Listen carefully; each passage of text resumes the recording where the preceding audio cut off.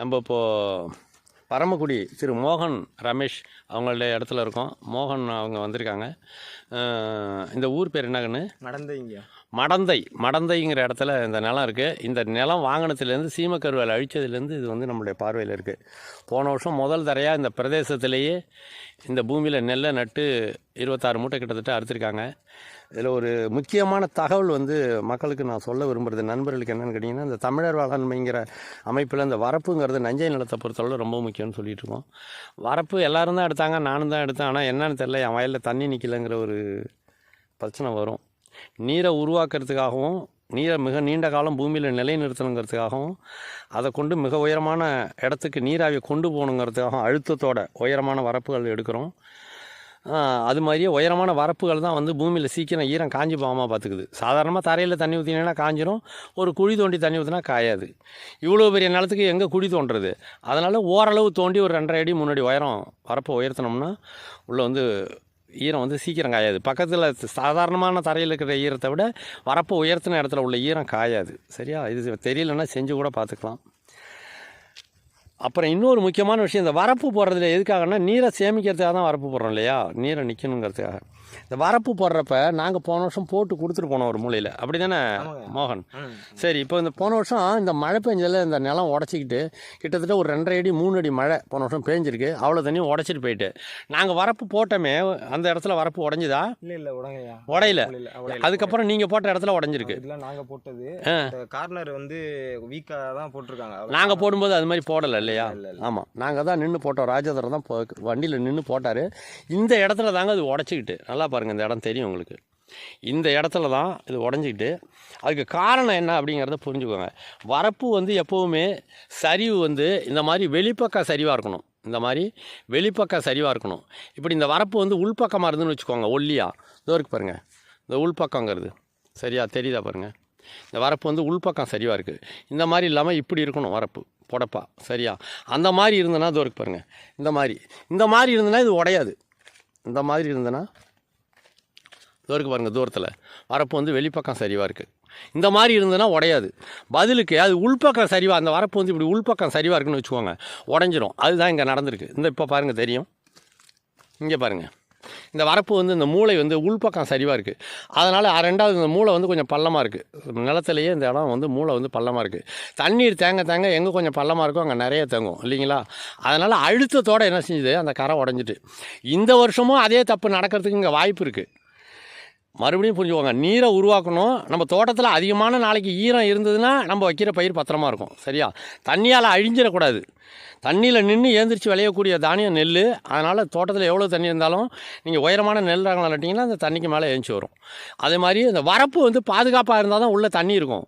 வரப்பை எல்லா இடத்துலையும் நல்லா போட்டு ஒரே ஒரு மூலையில் மட்டும் இந்த மாதிரி பலவீனமாக வரப்பு வச்சிங்கன்னு வச்சுக்கோங்க, அந்த ஒரு பக்கத்து வழியாகவே எல்லா தண்ணியும் போயிடும்.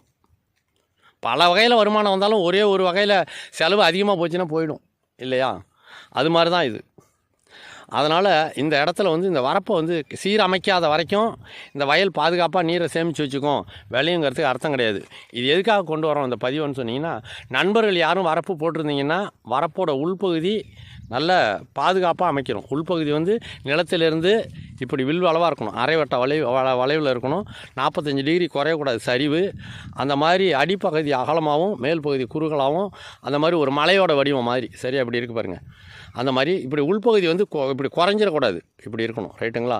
அப்படி இருந்தால் தான் இது வந்து தாக்கு பிடிக்கும் திறன் இருக்கும், நீரை கட்டி வச்சுட்டு நிற்கும். சரியா?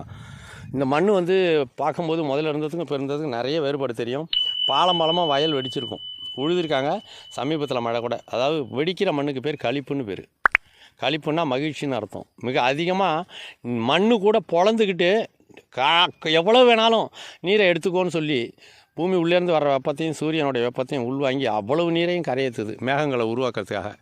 அதனால தான் நல்லது மட்டுமே செய்கிற பூமி நன்செய் பூமி அப்படின்னு சொல்லுவாங்க பெரியவர்கள். சரியா? நன்செய்ங்கிறதுக்கு அர்த்தம் மேகக்கூட்டங்கள் நிறையா உருவாகுது பாருங்கள். சரியா? நல்லது மட்டுமே செய்கிற பூமி நன்செய் பூமி. அதுதான் நம்ம பார்க்குறோம். நீரை உருவாக்குறதுக்காக, மேகக்கூட்டங்களை உருவாக்குறதுக்காக செயற்கையாக ஏற்படுத்தப்பட்ட மேக உற்பத்தி கூடங்களாகவும் மழை ஈர்ப்பு மையங்களாகவும் நன்செய் பூமி மருதம் விளங்குது. சரிங்களா? அது புஞ்சை கட்டமைப்பு நஞ்சை கட்டமைப்புன்னு 2 பகுதியாக பிரியுது. அதில் சென்ற ஆண்டு இந்த ஆண்டும் நல்ல முறையில் சிறப்பான முறையில் வேளாண்மை செய்ய துவங்கியிருக்கிறாங்க. அது என்ன ஒன்றுன்னு கேட்டிங்கன்னா, நிலம்லாம் நல்லா அழகாக உழுது போட்டு வச்சுருக்காங்க. பார்த்தா கண்ணில் படம் வரைஞ்சது மாதிரி அழகான உழவு பார்த்தீங்கன்னா தெரியும். டிராக்டர் வச்சு ஓட்டியிருக்காங்க. என்னென்னா இந்த இவ்வளோலாம் செஞ்சு கடைசியில் அந்த மூளை மட்டும் அந்த மூளை மட்டும் அந்த மாதிரி அங்கேருந்து பார்த்தீங்கன்னா இன்னும் நல்லா தெரியும்னு நினைக்கிறேன். இந்த மூளை மட்டும் இந்த மாதிரி இருந்துன்னு வச்சுக்கோங்க, கண்டிப்பாக திருப்பி இந்த இடத்துல உடச்சிட்டு போயிடும். ஆப்ரேஷன் சக்ஸஸ்ஸு, பேஷண்ட்டு டைடுன்னு வந்துடும். சரிங்களா? மருத்துவம் சிறப்பான முறையில் செஞ்சோம், ஆனால் நோயாளி ஏன்னு தெரில இறந்து போயிட்டாருன்னு வரும். அந்த மாதிரி வரக்கூடாது. சரியா? அந்த மிக சரியான இது இதை தான் திருவள்ளுவம் சொல்கிறான். நீரினும் நன்றதன் காப்பு, ஏரினும் நன்றாதல் எரு விடுதல், கட்டப்பின் நீரினும் நன்றதன் காப்பு. கட்டுறதுங்கிறான் பயிரை. பூமியில் கொண்டு வந்து நம்ம இங்கே தான் நீ கிளம்பணும்னு அதை கட்டி போட்டுருவோமா? நடவு நட்டு கட்டுறோம் அல்லது விதைச்சி கட்டிடுறோம். இதுதான் உன் பூமி, இங்கே தான் நீ வாழணும், இங்கே தான் உன் வாழ்நாள் முடியணும் அப்படின்னு. கட்டுதல் அப்படிங்கிற சொல்ல திருவள்ளுவம் பயிர் வைக்கிறதுல பயன்படுத்துகிறோம். கட்டப்பின் நீரினும் நன்று அதன் காப்பு. நீ தண்ணீரை பாய்ச்சிக்கிட்டே இருக்கிறத விட பூமியில் ஈரம் இருக்கிறது மாதிரி பார்த்துக்கிட்டா போதும், அதுவே காப்பாற்றிக்கிட்டு இருக்கும். தண்ணீரை பாய்ச்சிக்கிட்டே இருக்க வேணாம். அது மாதிரி வானம் கொடுக்குற நீரை பூமியில் கட்டுறதுக்கு வழி தெரிஞ்சால் போகிறோம். பூமி ஈரத்தை பிடிச்சி வச்சுக்கும். பூமி எல்லா உயிர்களுக்கும் வேண்டிய ஈரத்தை பூமி தான் பிடிச்சி வச்சுக்குது. மனுஷனுக்கும் கூட தண்ணியை பூமி தான் பிடிச்சி வச்சுக்குது. பூமியில் இருந்தால் நம்ம எடுத்து குடிக்கிறோம். எல்லா காலத்துக்கும் தேவையான நீரை பூமி குடிச்சு வச்சுக்குது. சரியா? ரொம்ப அற்புதமான அறிவியல் உண்மைகளை எடுத்து கூறுற நம்ம முன்னோர்களுடைய நிறைய செய்திகளை நம்ம கவிதைங்கிற பேரில் பார்க்குறோம். அதை ஏனோ தெரியல நம்ம எல்லோரும் மறந்துடுறோம். அதனால தான் மிகப்பெரிய அழிவுகளை சந்திக்கிறோம். சரியா? நம்ம அழிஞ்சு போனதுக்கு காரணம் உண்மை தெரியாத காரணம், எல்லாவற்றையும் நம்பிய காரணம். நீரை எடுத்து பாய்ச்சினா நெல் வளையணும்னு நம்மளுக்கு தெரியுது, அதனால தான் ஓட்டை போட்டு உறிஞ்சி ஊற்றுறோம். ஆனால் பூமியையே எந்த காலத்துலையும் ஈரமாக இருக்கிறது மாதிரி நீரை கட்டி வச்சுக்கலாம் அப்படின்னு முன்னோர்கள் சொல்லி கொடுத்தாங்களே.